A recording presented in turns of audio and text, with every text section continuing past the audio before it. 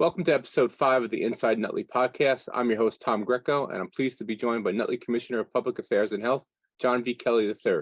Welcome, Commissioner. Hey, thanks for having me, Tom. I really appreciate being here and having the opportunity to talk to everyone and tell the town a little bit about what we've been doing here the past couple of years at the Public Affairs and Health Department. Excellent. Commissioner, we'd like to start off by having you tell our viewers and listeners who may not be familiar with you a little bit about yourself. So a little bit about myself. I was born and raised in Nutley. I went to Georgia Tech. Originally studied engineering, ended up getting involved in computer science. Pursued a career in video game development, so I was a video game designer and programmer for a while.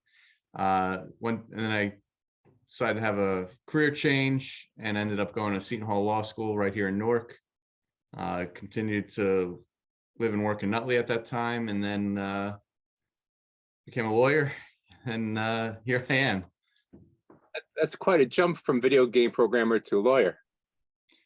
Yeah, in some ways it is, in some ways it isn't, because the law requires a lot of logical thinking, and programming video games requires logical thinking. So kind of different ends of the spectrum, all kind of meeting at the same point in terms of just logic, I guess. What are some of your favorite memories from growing up in Nutley? Oh, there's too many. So to say I have a favorite. So I guess both my grandparents, or both sets of my grandparents, lived in Nutley, and so I guess one of the favorite memories is going to Sunday dinner at both of them. So we had to go one to the other, and so it was always just fun spending time with family. I have 5 sisters, and so we grew up in Nutley. We lived just above Kingsland Park, and so we'd go to the rec program in the summer. Also, when I was a toddler, my parents would take me to the library for story time, and called it library school. So I have a lot of good memories. Also a lot of good people in Nutley, and so that they really help make those memories even better. When and why did you decide to run for public office? So as some people may or may not know, my grandfather was involved in politics. He was the president of the Nutley Savings and Loan, and then ended up getting involved in politics later in life. He was a 9-term assemblyman. He also served as commissioner and mayor of Nutley at one point. But at that time, I was never really interested in politics. I never really got the bug, so to speak. It wasn't until my senior year of college, I graduated college in 2007. I took a class called Political Thoughts and Ideologies, and we read all the political philosophers from Karl Marx, Milton Friedman, all the big names you would think of. And that really got me interested in political thinking and things, how the world kind of, I guess, turns on politics, and all the different elements and thought processes and theories that goes into it. And then at the same time, it was kind of like a perfect storm. That was also when the 2008 presidential election was just gearing up, and they had the Democratic primary presidential debates and the Republican primary presidential debates. And so I was really able to see those thought processes and theories play out kind of in front of me in terms of the debates that we're having. And then I kind of like thought that, I can do this too. And I wanted to get involved and be able to kind of give back to my community, because I was always a firm believer that you have to leave this world making your community, your little part of your world, just a little bit better for you having lived in it than when you got there. So I thought that it was something that, I could do. I can definitely try and make the world a little bit better. And I thought through politics, it would have been a great opportunity. There's plenty of things that need to be addressed, different issues that need to be addressed, different things that can go on and really make a lot of people's lives better. And that's what I want to do. And that's why I ran. I wasn't successful my first time. I ran for county freeholder. It's now county commissioner in 2014. Had a lot of support, had a good showing. I ran for commissioner then in 2016, but if you recall, there wasn't any open seats. My point in running then wasn't necessarily to try and run against any particular commissioner. I had no issues with any of the sitting commissioners at the time. It was just to kind of offer my thoughts, and if I didn't get elected, maybe some of my thoughts and ideas would have got out there, and the commissioners who did get elected could have used them. And ultimately, I think that's what did happen. And then in 2020, there was a vacancy on the board of commissioners, and I decided to throw my hat in the ring again, and I was ultimately successful in that turnaround. As you said, your grandfather is really a local legend in Nutley politics. How did his influence? How does his influence affect your kind of what you're trying to do as a commissioner? That's a good question. His influence, obviously, I know the legend, and I also know the person, and I know the shoes that I have to fill. And so I guess I try and toe a line between kind of living up to the legacy that he left behind for me, but also kind of trying to cut and blaze my own path and stand on my own 2 feet as well. So I'm trying to kind of, pick up where he left off, and kind of then also kind of blaze my own path into the future. The title Department of Public Affairs and Health barely touches on the many aspects of the department. Can you explain some of the services offered that residents may or may not be aware of? Right. So our official name is the Department of Public Affairs, but one of the things I wanted to kind of impress upon the community here, especially during the pandemic, is that the public affairs, under the umbrella of the public affairs, is the health department. And I felt that it was important to get that message out there. And so I kind of spearheaded an effort, that we're going to rebrand ourselves as the public affairs and health department, just because during the pandemic, the health department had a lot of spotlights on it, and it was definitely the focus. And I didn't want people to be confused as to where to go in terms of if they needed resources or anything. Trying to figure out which of the 5 departments has the health department, and so emphasizing the public affairs and health department. But beyond just public affairs and health, we have a variety of issues, or a variety of departments, I should say, all fall under this umbrella. It's almost like a land of misfit toys, of wherever you would think if someone doesn't fit squarely into the parks department or DPW or finance, it's probably here in the public affairs department. And one of the things that I'm very proud of is shortly after I got elected, one of the things that we did was we created a cultural inclusion and diversity council. The racial unrest was a big issue back in 2020. It's still a big issue, and just to make sure that every citizen or every person who calls Nutley home feels welcome and included in the community, I think it is a big effort. It's done a lot so far. It still has a lot to do. One of the reasons for creating that was I'm in the New Jersey Army National Guard.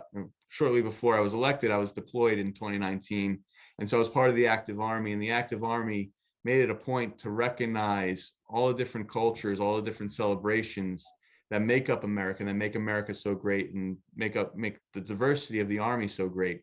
So there was Asian and Pacific Islander Heritage Month, the Holocaust Remembrance. There was Black History Month.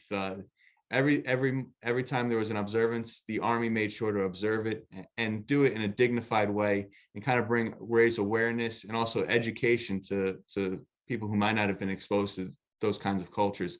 I thought that was something that I could bring here to Nutley, and kind of do a kind of a dual purpose, both education and inclusion, and kind of make Nutley. I mean, Nutley is a wholesome, welcome community, but there's always improvements that could be made. And so this was one area I thought we could make Nutley even greater in. And so it's another department that I'm proud that we have under our umbrella. Another one is the Nutley Military and Veterans Affairs Bureau.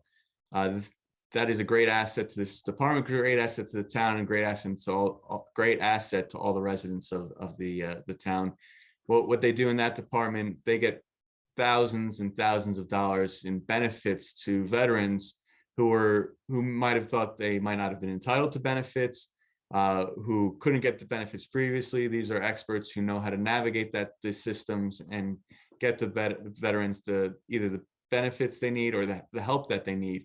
We also have on staff through Northwest Essex a mental health counselor who specializes in counseling veterans, particularly those suffering from PTSD.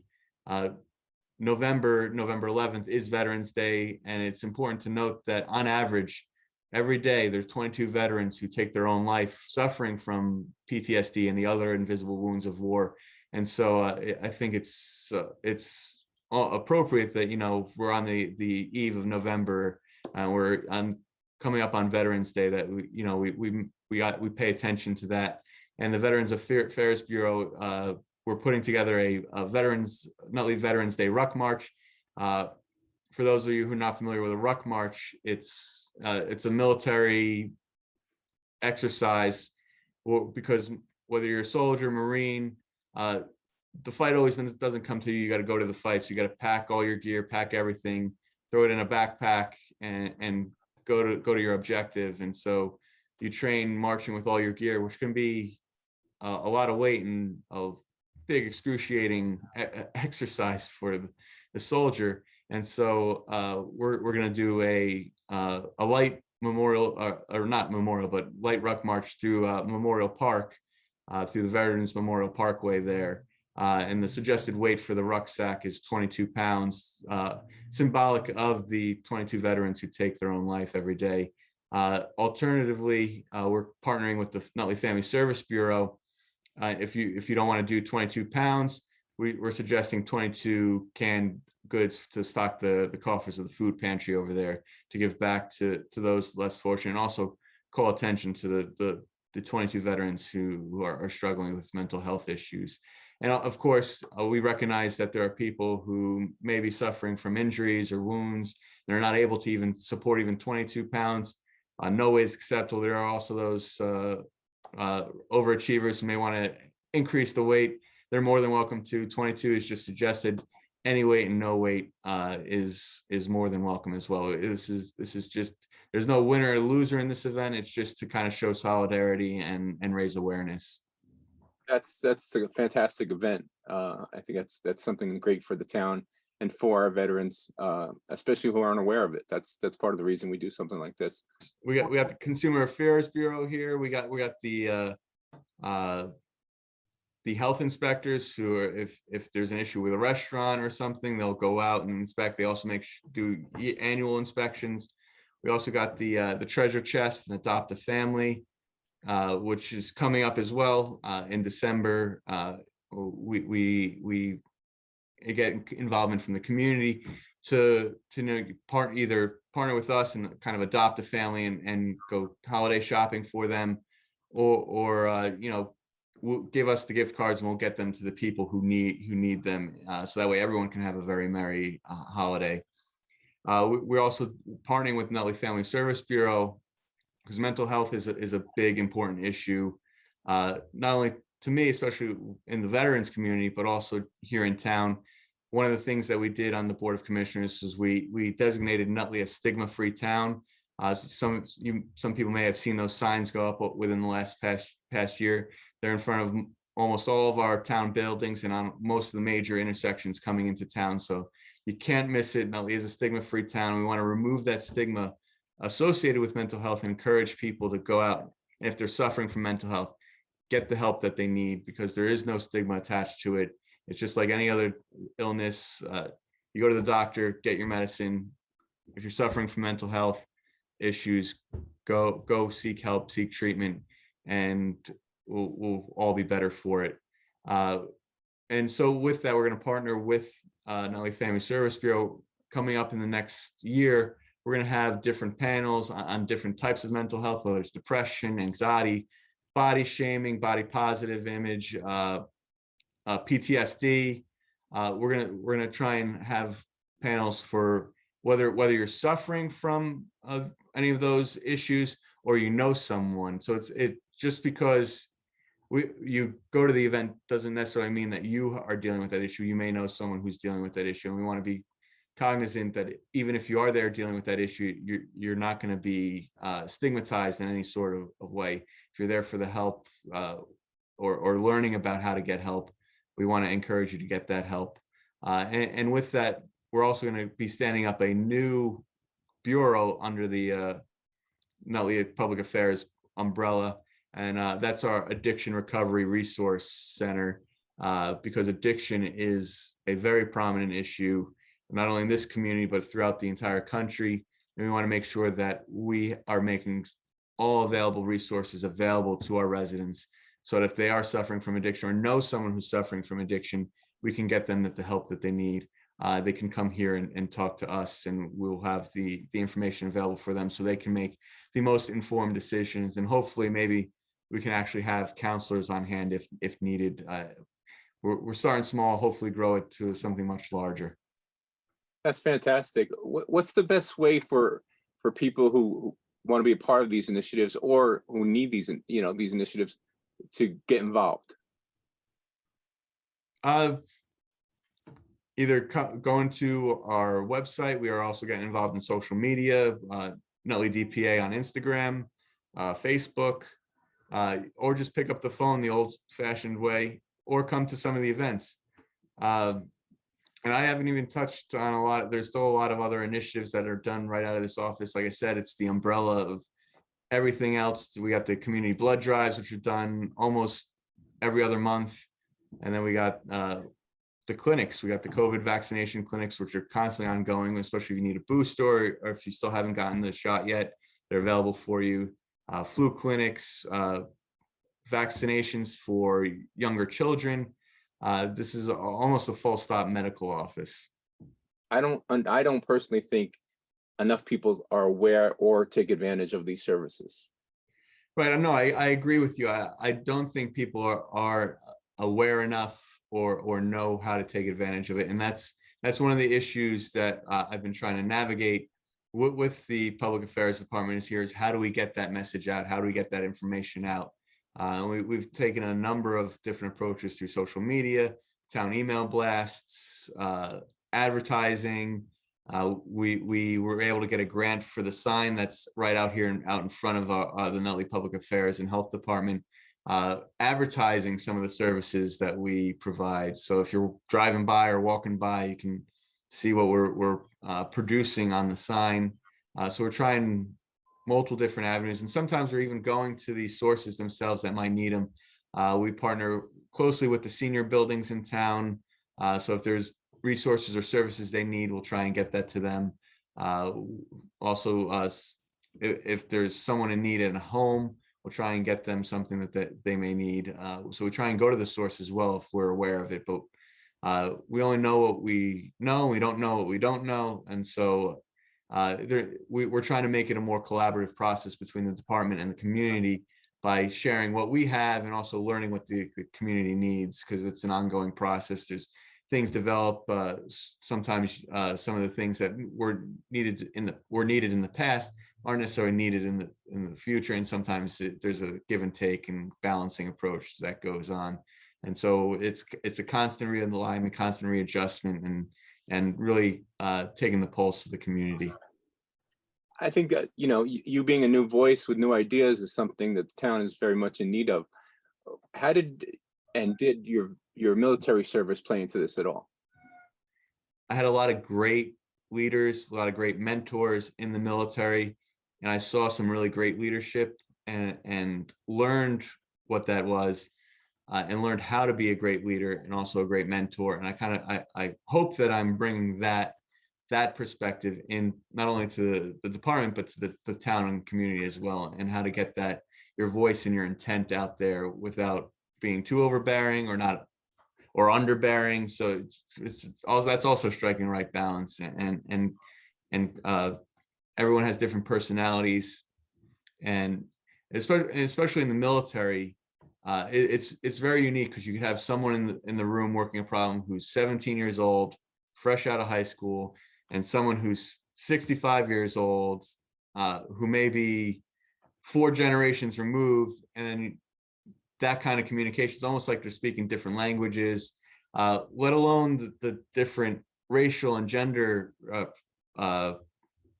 panoramas that exist. But you have just the age gap is something unique. So you're learning how to communicate with different people from different backgrounds with different perspectives, and you're able to kind of work together to achieve a shared goal. And so I think bringing that to civilian life is important. Stressing teamwork and working together and try and bringing about a shared vision for this community and how it can be improved and grow.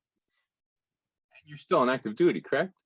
No, I'm not on active duty. I'm a member of the New Jersey Army National Guard. So it's like the reserves. You might have heard the jingle, 1 week in a month, 2 weeks a year. Although it's not exactly that anymore, but it's that's the simplest way to describe it. That's an amazing thing, to have that kind of devotion and discipline. It's very unusual these days to see someone with that kind of commitment. Yeah, sometimes the two conflict with the township commissioner position and the military. Sometimes I have to get pulled out. Like when I had to do my 2 weeks of training, I had to miss a commissioner meeting.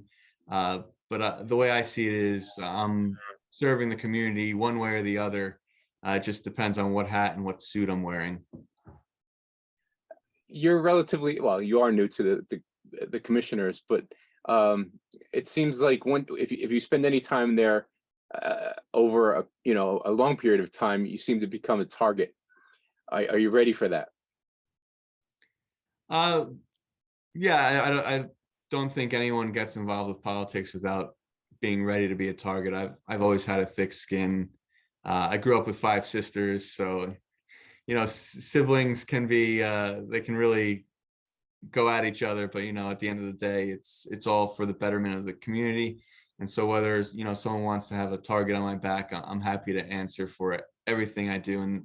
And I've never really been concerned about that, because whether I serve 1 term or 10 terms, at the end of the day, I've always been about, I'm not concerned about getting reelected. I'm concerned about the job that I do and the legacy that I leave behind. As one of 5 commissioners, what do you think are some of the town's biggest issues? Well, I think the biggest issues facing the commissioners are something that's no secret to anyone, is the On3 redevelopment, the Chicalini redevelopment, the Diamond Springs redevelopment. Those are the biggest issues. And if they're not done right, they could hurt the town more than help the town. And so I think we have a good team in place with the current Board of Commissioners working these issues. We have a great team of experts who are also working the issues, advising us on how to put our best foot forward. And I think ultimately, when those projects are completed, the town's going to be in a significantly better place. Are you happy with what's gone on prior to your serving and what's gone on since you served? So with On3, there's been some impasse with the negotiations between the developer and the township. As there's been a couple of legal lawsuits filed by both sides. So I'm not happy with that current state. I think it could be better. But I think that the commissioners are doing everything possible to work with the developer. It just has not been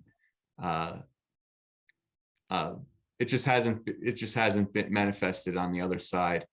But we're constantly working the issue. We're optimistic that we'll get some things to turn around, and we'll be able to work through the issues without any further issue.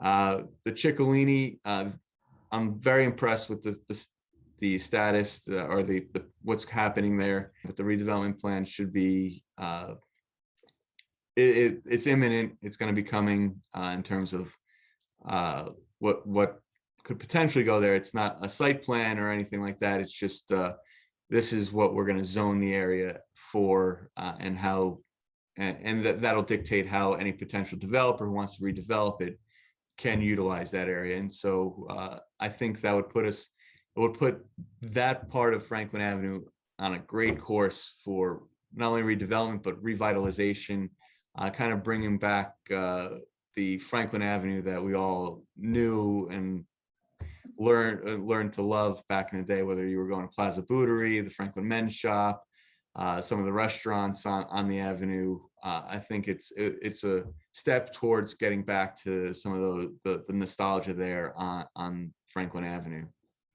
So basically moving forward, but with a tinge of nostalgia in it. I think that Right. we'd be happy with, right? Right, exactly. And then the Diamond Springs, that recently, the redevelopment plan recently was adopted.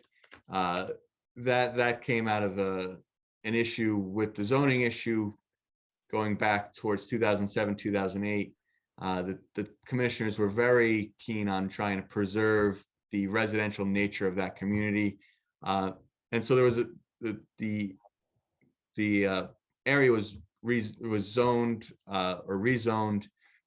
The owner challenged it, and that kind of litigation then ensued for over a decade, or almost a decade. I forget what the exact time frame was, but I kind of got onto the board in the middle of that. And if we were to lose the litigation, there was a significant risk that there would be almost no setbacks, no deed restrictions. So any size apartment could go in there, any amount of people. And so that could create crowding issues in the schools, which are already bursting at the seams.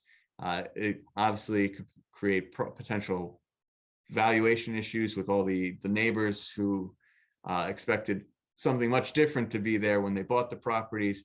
And so we were able to reach a compromise with the developer to make the deed restricted to the property to age 55 and older, with only 2 market rate units, and then also increasing the setback off the property lines of the neighbors. That way it maintains a more residential feel.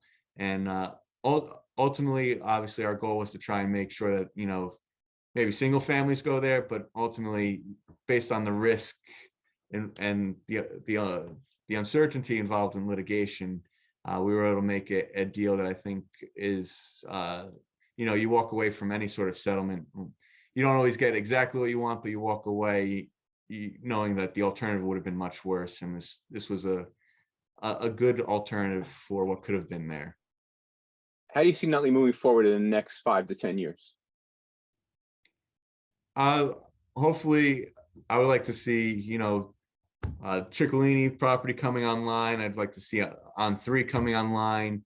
And like I said, I hope to, harken back to some of the nostalgia from Nutley back in the 70s, 80s, 90s, but also kind of bring Nutley into that 21st century, kind of bringing it up to speed with some, I guess, for lack of a better word, peer communities, being a place that our young people want to stay or want to come to. We're competing with places like Hoboken and Jersey City. I ultimately would want those people who are somewhat in my age demographic to come back and want to live in Nutley. And ultimately, if you're able to get people like that in early, they love the community, they fall in love with the community, want to stay here, they want to invest in the community. And that just, it's a cycle. It just keeps making the community better and better and better. And so I'm hopeful that that's where we'll be in the next 5 to 10 years, with people wanting to come to Nutley, wanting to put their roots here, wanting to invest in the community and make it even better. And that's perfect. That's why I got involved in politics in the first place, is I wanted to make this community better, and I want to attract people who want to make it better. I know you mentioned the Diversity Council, but after almost 3 years as a commissioner, what are some of the other accomplishments you are most proud of? Like I said earlier, I think mental health is an important aspect to any conversation with health. And so I think our emphasis on putting mental health forward, it is an accomplishment I'm proud of. Raising awareness to 22 veterans a day who take their own life, I think, is another important aspect. I'm also proud of, we're going to be standing up an addiction resource recovery center. I'm proud of that. I'm proud of the partnership that we've been cultivating next door with Nutley Family Service Bureau, of operating the food pantry. There's a lot of overlap between what we do here and some of the providing assistance to some people who may have gaps in their employment, or not able to pay all their bills, or may not even be able to, have a holiday meal. There's a lot of gaps, there's a lot of cross-pollination between what we do here at the Public Affairs and Health Department and what they do over there. And so finding the partnership there or strengthening the partnership there has been a great success. Another thing that is an issue that it's been kind of close to me and that I've been pushing is walking more, getting out and exercising more. So I've put out a lot of different initiatives to try and get the community to walk more, encourage people to walk to restaurants instead of driving to them, walk to the park instead of driving to the park. We partner with the senior buildings to go out and do a couple laps around the park. I'll go out over there and I'll do a walk with them and talk to them, see what issues they're facing, see how we can better serve them, also while simultaneously walking them. And one of the big reasons for that is whenever you hear someone who passes away who's like their late 90s, early 100s, more often than not, someone's will say like, oh yeah, they walked everywhere till the day they died. They were walking to ShopRite to get their groceries. And so I think one of the key to longevity and a long life is, getting up off your feet and actually and moving and walking and running. I've also tried to initiate different running type events. So we recently had the Spooky Sprint in Kingsland Park, and we partnered with the Kingsland Manor to talk about their history in the town and some of the ghost stories that have come out of the Kingsland Manor, but also, do a couple laps through the park, costumes encouraged. It's a fun way to celebrate the holidays. We haven't had a in-person one yet, but one of the things that we're looking to do in March is it's called the Pi K, 3.14 miles on March 14th, Pi Day 3.14. But we've provided suggested routes for people to walk or run 3.14 miles in honor of Pi Day. So also kind of bringing that STEM focus into the limelight, so to speak, with science and technology. We're trying to partner with the high school on certain STEM projects and get them involved in Pi Day as well. And so kind of have a fun way to celebrate and also fun way to stay in shape and stay healthy. One of my predecessors was Mayor Cacciola, Joanne Cacciola, who's now Judge Cacciola. She had a lot of initiatives, especially for women's initiatives, being from a family with 5 sisters, bringing back a lot of those women's initiatives, especially during Women's History Month in March. We had a couple women's panels with some women business leaders in the community, and trying to show young girls that, the sky's the limit. And I'm always impressed by some of the literal glass ceilings that so many women had to overcome and break through to get to where they are today. And to a certain extent, the girls that are in our schools now, they don't have to try as hard, partly because it was paved, the way was paved to them by some of these women trailblazers, and their stories are inspiring. And I want to get that message to our young people to inspire them to continue to dream as big as they can dream. Commissioner, thank you for your time. We appreciate it. The town appreciates you, and we hope to see you soon. Thank you for having me here. I love the opportunity to talk more about all the great things that we're doing here at the Nutley Public Affairs and Health Department. And I have to say this, that I wouldn't have been able to do anything without the great staff and support that I have here. They're the real worker bees behind the scenes, and they get everything done. And so I'm so grateful to be a part of this department and have the staff that I have under me. Thank you. Thank you.